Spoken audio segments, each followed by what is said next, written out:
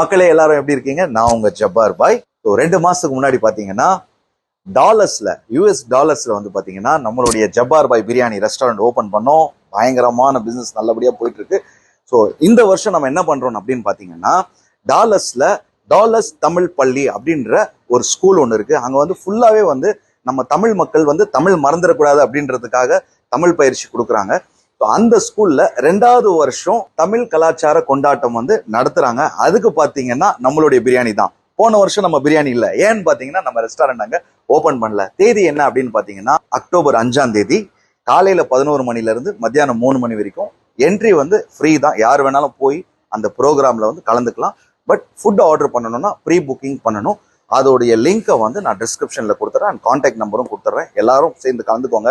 US டாலர்ஸ்ல வந்து நம்ம Tamil school நடக்குது அப்படின்னும் போது நம்மளுக்கு ஒரு பெரிய சந்தோஷம். நான் அங்க இருந்திருந்தாலும் என்னுடைய பசங்களை நான் அங்கதான் சேர்ந்துருப்பேன். ஏன்னா நம்ம வந்து அன்றாட வந்து பேசுறது தமிழ் தான்.